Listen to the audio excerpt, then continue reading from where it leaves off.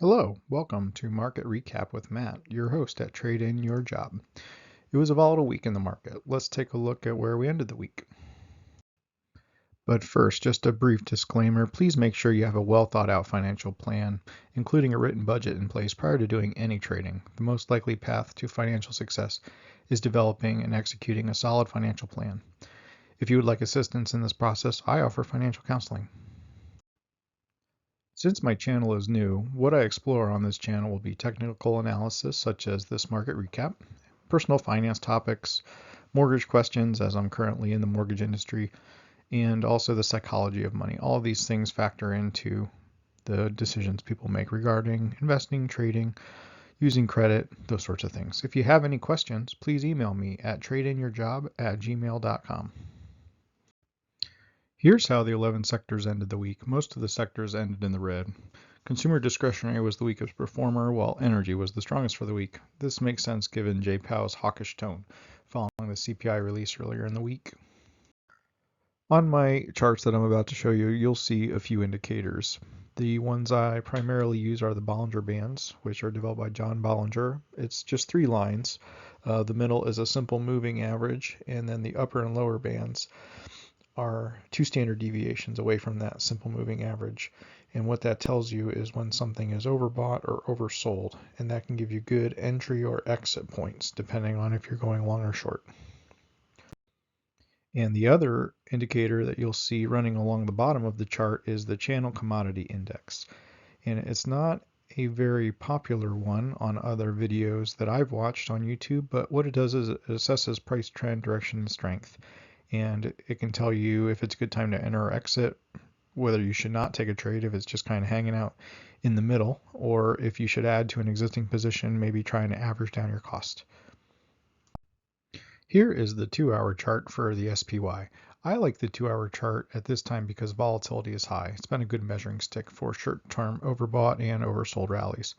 There are 2 notable gaps on this chart, and there's one here and there's one here. Let's see if highlighting them does better.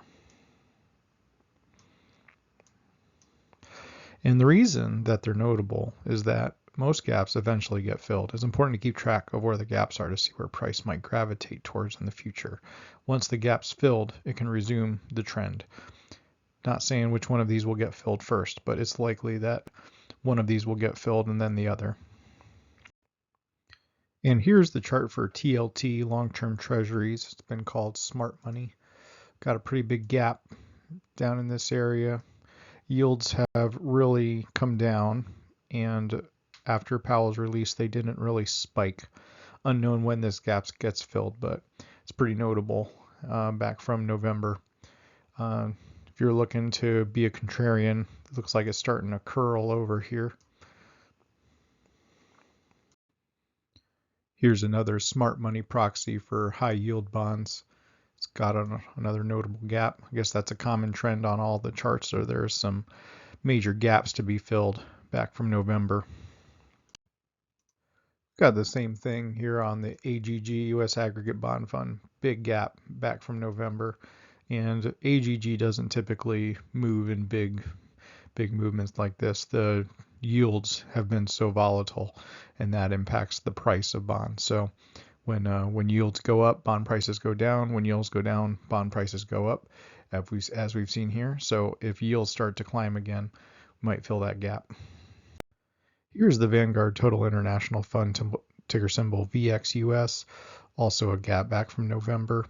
When I talk about overbought and oversold, I use the Channel Commodity Index, and I know that this is not a common indicator, but it does tell you short-term and overbought and oversold. Overbought meaning that it's above a few standard deviations above the average price, and then when it's oversold, those can be good times to accumulate. So I typically use these in addition to these blue lines, which are the Bollinger Bands, to figure out when to enter or exit a trade. And I take a few of those and weigh them to decide what to do. As you can tell, the Qs have been some of the most volatile. They had this huge gap up. I think it was maybe 3.5%, 4%.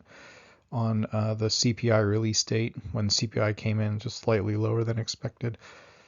They took that as really good news, but then Jay Powell put that to rest. So they ended the week one of the hardest hit.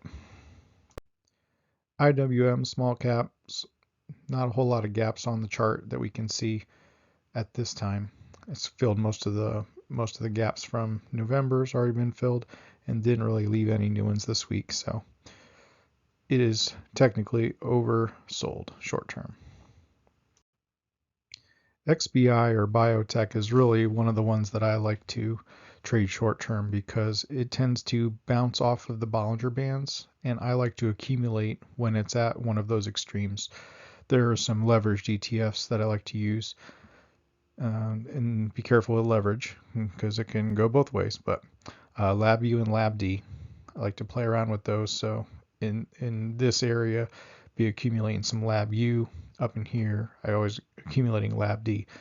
I sold it at the end of the week for a nice gain. Real estate, represented by ticker VNQ, the Vanguard Real Estate ETF, was pretty interest rate sensitive to that announcement. Did gap up big in the week, but now is technically oversold. Oil, kind of all around for the week. It is starting to enter down into oversold. The overall trend appears to be down. If you were to draw a best fit line, it looks something like that. And finally, gold had a pretty good week. As you can see, it does appear to be in an uptrend, and it hasn't gotten too far away. Not a whole lot of gaps to fill on this chart. So how can you use this info?